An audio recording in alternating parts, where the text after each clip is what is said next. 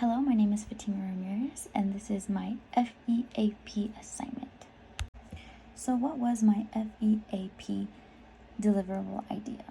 Well, for this, I had decided on organizing an entrepreneur craft fair where students as well as their families could come together to create, showcase, and sell their own handmade crafts and products.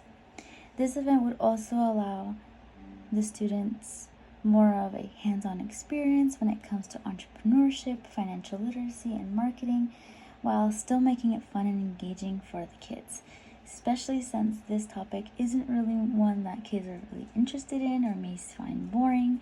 So it's really a good way for them to dip their toes in a bit if they're interested. I have decided to title this project as Entrepreneur Craft Fair Young Minds, Big Ideas. In general, when it comes to what goals I have for this specific project, I would say I would want to introduce students to entrepreneurship, financial management, and marketing while still being able to foster that family collaboration, which this project would introduce to them, which I feel like a lot of students and families don't have enough opportunities to collaborate. So this would just be a really fun, not only school event, but also just family bonding. I also want students to feel more confident in their abilities to create, sell, and manage their money, all while, of course, still having fun. I also would want to invite local entrepreneurs, business mentors, and financial literacy organizations to provide guidance, workshops, and even possibly funding for students' projects. While I was doing some research, I had happened to stumble across these sources that stuck out to me the most because they related to this project specifically. The first one being Uncharted Learning, Why Youth Entrepreneurship Belongs in School Curriculum. The second one being Craft Industry Alliance, Crafting a Craft Show, Tips for Organizing an Indie Craft Fair. Now, what exactly were those articles about?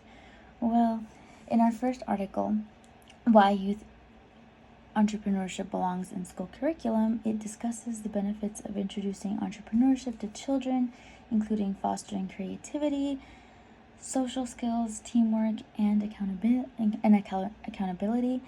In our second article, however, Crafting a Craft Show, Tips for Organizing an Indie Craft Fair, it provides us with more of some practical advice on organizing a successful craft fair, covering essential aspects like selecting a date, venue, marketing strategies, and logistical considerations. For this next portion, I answered these two questions above in order to figure out what the best way was to collect some more data on this specific project.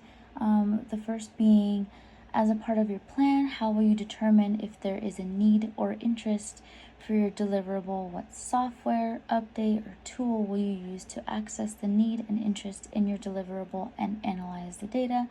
For example, questionnaires, interviews, focus groups, or any other. Explain. So for this, in order to determine if there's an interest and or need for the entrepreneur craft fair, I would create a Google Form survey to distribute it to students and parents and teachers even.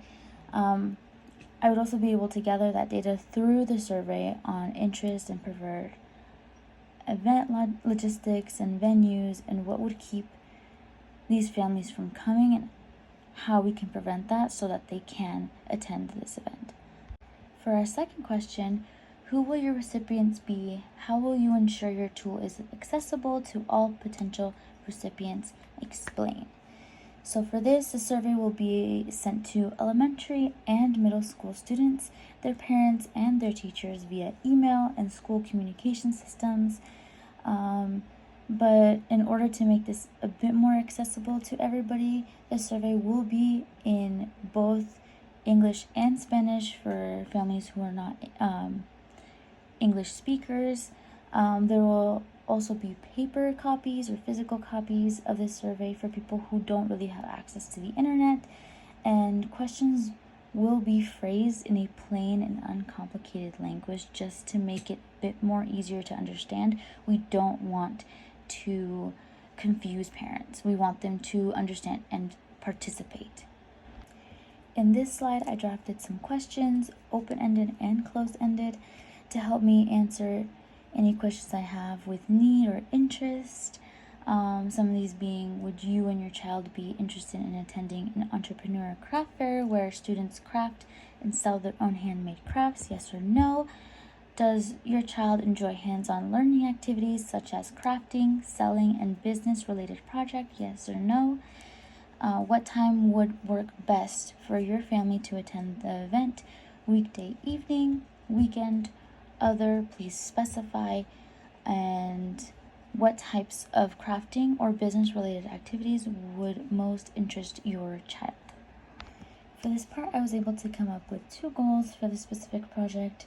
One of them being to at least have 70% of parents, students, and teachers complete the survey, whether that be through Google Forms or the physical copies.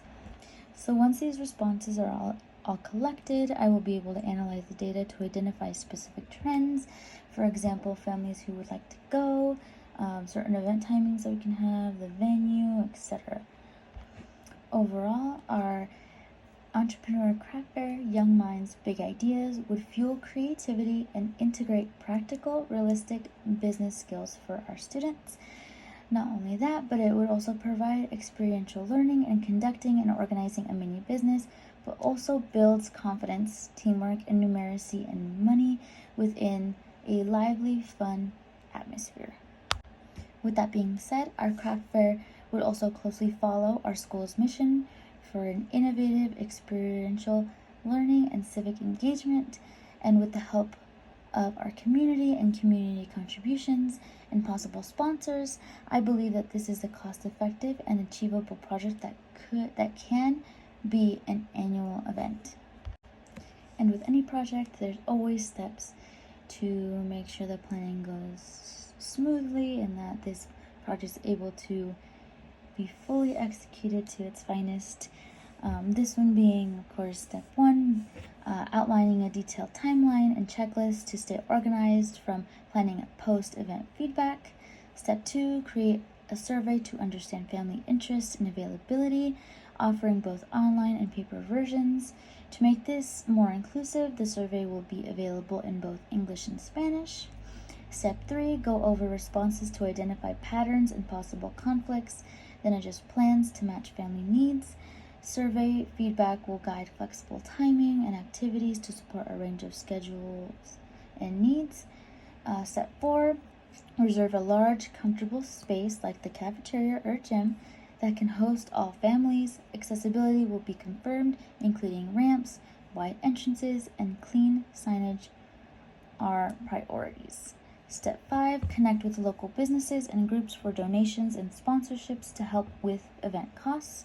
Step 6, design flyers and posters to advertise the event around school and in the community. All materials will be available in both English and Spanish to reach more families. Step 7, order all necessary materials so students are prepared to build and decorate their booths. Step 8, put together templates and planning sheets to help guide students through building their booths. Templates will be designed to support a range of ages and learning styles. Step 7, create a volunteer sign-up sheet with flexible shifts and clear instructions for setup, supervision, and cleanup. Step 10, oversee setup and event flow. Check in with volunteers, make sure everything runs smoothly. Event layout will allow space for mobility aids with clear signs and accessible pathways. Step 11, send a follow-up survey to families, students, and volunteers to gather feedback and reflect on any improvements after the event has ended. With that being said, this is my FEAP proposal idea. I hope you all enjoyed, and thank you so much for listening.